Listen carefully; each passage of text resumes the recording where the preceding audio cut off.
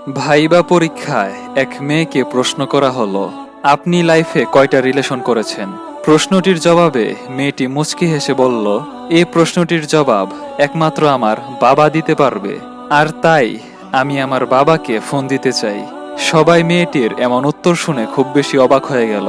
সবার মধ্য থেকে একজন লোক হঠাৎ বলে উঠল, জি, সমস্যা নেই, আপনি আপনার বাবাকে ফোন দিতে পারেন। মেয়েটি অতঃপর তার বাবাকে ফোন দিল, জিজ্ঞাসা করল, বাবা, আমি লাইফে কয়টা রিলেশন করেছি? ফোনের ওপাশ থেকে বাবা বলে উঠল, মা, একটাও না। মেয়েটির বাবার কথা শুনে সবাই একজন আরেকজনের দিকে চেয়ে রইল। ঠিক তখনই বড় স্যার মেয়েটির হাত থেকে ফোন নিয়ে মেয়েটির বাবাকে বলে উঠল, আপনি কিভাবে শিওর যে আপনার মেয়ে লাইফে কোনো রিলেশন করেনি? মেয়েটির বাবা তখন বলল, আমার এখনো মনে আছে, আমার মেয়ে প্রথম যখন প্রেমের প্রস্তাব পায় তখন আমার মেয়ে সবেমাত্র ক্লাস 8-এ পড়ে। আমাকে এসে ঝাপটে ধরে বলে, বাবা, আজকে না পাড়ার রবিন নামের ছেলেটা আমায় ফুলের তোড়া আর চকলেট দিয়েছে এবং বলেছে ও আমাকে ভালোবাসে, আর তাই আজকে স্কুল থেকে আমি ওর সাথে ঘুরতে গিয়েছি। আমি তখন হাসি মুখে বললাম, ভালো। আমার এই উত্তরটি শুনে আমার মেয়েটি হাসি মুখে বলল, আমি জানতাম বাবা তুমি আমায় কিছু বলবে না, অথচ ফ্রেন্ডরা আমায় বারবার বলল তোমাকে এ কথা না বলতে, তুমি শুনলে নাকি আমায় অনেক মারবে। কিন্তু আমি বলেছি না, আমার বাবা এমন নয়, আর উনি শুধু আমার বাবা নয়, আমার বেস্ট ফ্রেন্ড। বাবা, আমি ঠিক বলিনি? ঠিক বলেছিস মা। এই বলে আমি আমার মেয়েটির হাত ধরে ওকে একটা আম গাছের সামনে নিয়ে যাই। অতঃপর একটা বড় লাঠি দিয়ে আম গাছ থেকে আম পাড়তে চাইলে আমার মেয়েটি চিৎকার দিয়ে বলে ওঠে, বাবা, তুমি এটা কি করছো? আমগুলো এখনো ছোট, সবেমাত্র মুকুল থেকে আম হয়েছে, এগুলো পাড়া বা খাওয়া কোনোটাই উচিত নয়। আমার মেয়ের কথা শুনে আমি আমার মেয়েটির হাত ধরে বললাম, মা, এমন কথা যদি আমি তোকে বলি, আমি যদি বলি এখন এসব প্রেম ভালোবাসা করা উচিত নয়, কারণ তুই এখনো ছোট, তুই কি মানবি?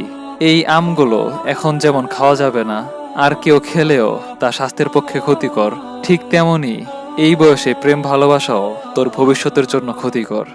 এই বলে আমি চলে আসলাম। সেদিন থেকে আমার মেয়ে সব সময় আমার এই কথাটিকে মনে রেখে জীবন পথে চলেছে। আমার এখনো মনে আছে, ক্লাস 8-এ থাকতে একদিন মেয়ে খুব বায়না করেছিল জিন্স পরার জন্য। আমি তখন মেয়েকে বলেছিলাম, ঠিক আছে, এনে দেব। পরের দিন একটা জিন্স এনে দিয়েছিলাম। মেয়ে সেটা পরে দিব্যি খুশিতে আমার সামনে হাঁটতে থাকে। আমি তখন মেয়েকে দেখিয়ে টিভির উপরে দেওয়া পর্দাটাকে সরিয়ে ফেললাম এবং বাইরে ফেলে দিলাম। আমার মেয়ে তখন রেগে বলল, বাবা, তুমি এটা কি করলে? আমি তখন বললাম, টিভির উপরে আবার পর্দা দেওয়ার কি দরকার, এমনিতেই তো ভালো লাগে, তাই ফেলে দিলাম।